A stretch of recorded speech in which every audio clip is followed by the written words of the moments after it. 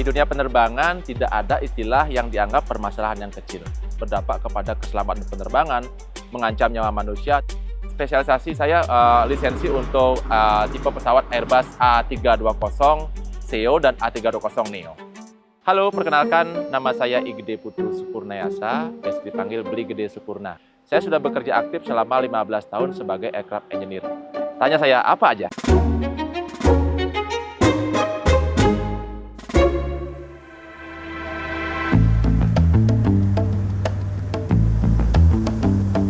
Sebenarnya dari sisi pribadi saya tidak pernah menyangka, karena saya dulu adalah basicnya seorang mekanik otomotif untuk mobil konvensional. Saya ingin menjadi salah satu figur yang ada di belakang layar untuk memastikan kondisi pesawat senantiasa aman, safe for operation, dan menjaga keselamatan penerbangan dan umat manusia yang menggunakan armada tersebut.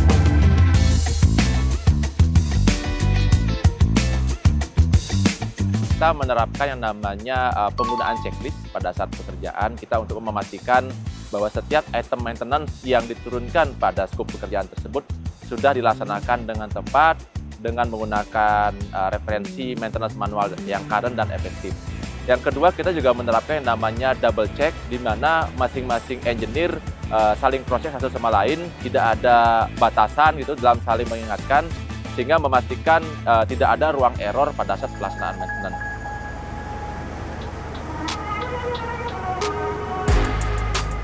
Dari mulai pesawat landing untuk dilaksanakan maintenance pada saat arrival, itu mulai ada pemeriksaan secara visual, detail inspection pada area fuselage, engine pesawat, avionik, dan juga flight control.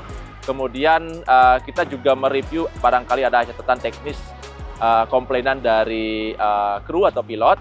Kemudian setelah itu dilaksanakan operational test, dan jika dinyatakan sudah bagus, maka pesawat bisa dinyatakan RTS setelah semua proses pekerjaan terdokumentasi pada sebuah buku namanya Aircraft Maintenance Logbook.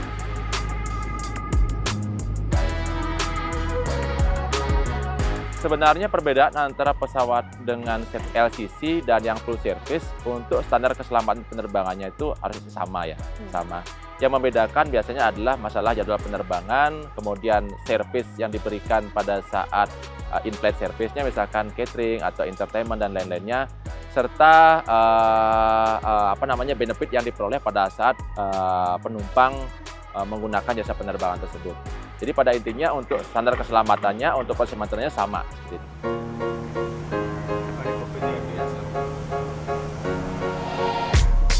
Masing-masing engineer memiliki spesialisasi atau kekhususan berdasarkan lisensi dan kewenangan yang dimiliki.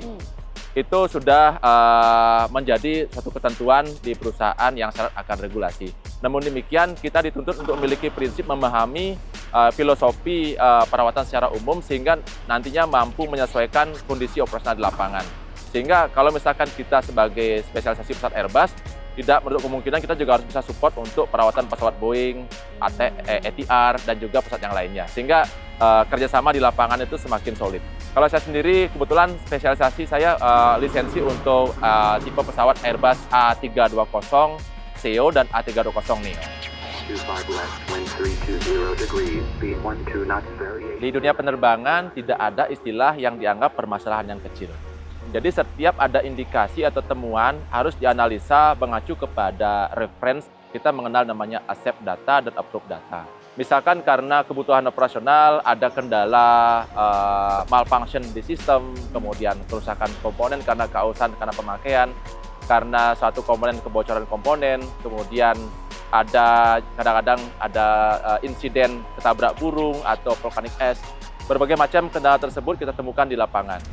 Local Hotel Alpha engine ground run for maintenance duration 3 minutes, intermittent request clearance. Momen paling menegangkan tentunya pada saat kita menghadapi troubleshooting suatu permasalahan.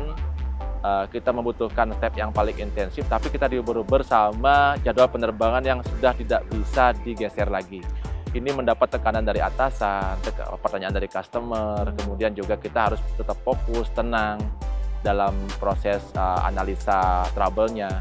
Nah, ini menurut saya membutuhkan jam terbang, kemudian ketenangan serta fokus yang betul-betul fokus untuk kita bisa mengambil keputusan yang tepat pada saat penyampaian update informasi ataupun pada saat menentukan step apa yang akan dilakukan untuk perbaikan pesawat itu.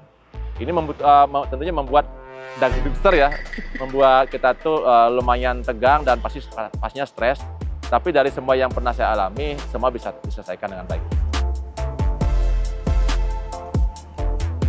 Selain dampak kepada permasalahan teknis pada sistem pesawat, tentunya juga akan berdampak kepada keselamatan penerbangan, mengancam nyawa manusia, tentunya juga menjadi ancaman terhadap integritas daripada profesi daripada aircraft engineer tersebut.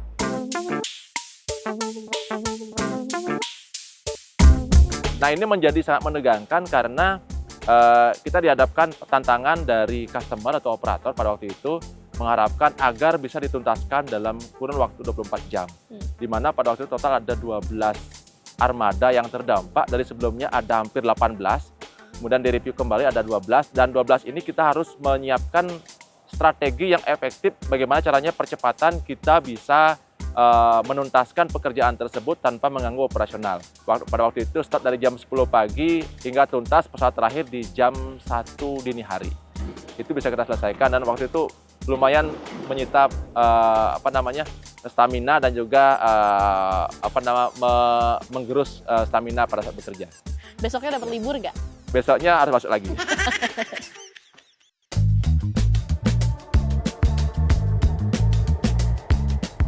Tentunya ada perasaan bangga dan sangat personal ya. Ketika kita naik suatu armada yang kita tahu secara mendetail apa yang pernah kita kerjakan dan permasalahan apa yang dihadapi, ini menjadi tanggung jawab moral tersendiri.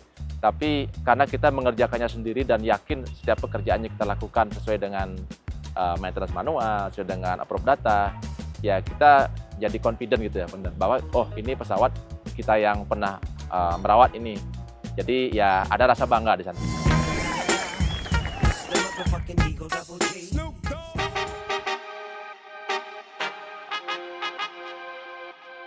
Kebanggaan seorang engineer adalah ketika pesawat yang dia rawat dinyatakan sudah kembali bisa beroperasional dengan baik tanpa ada permasalahan, tanpa ada delay, dan apalagi pesawat tersebut akhirnya nanti terbang membawa sosok yang penting, misalkan terbang untuk membawa sosok presiden kita ke luar negeri atau terbang pada misi penerbangan haji. Hasil kontribusi kita di balik layar ternyata mendukung para umat atau jemaah haji untuk berangkat ke Tanah Suci atau menerbangkan sosok pemimpin negara kita ke negara yang dituju dengan selamat. Ini menjadi suatu yang membanggakan.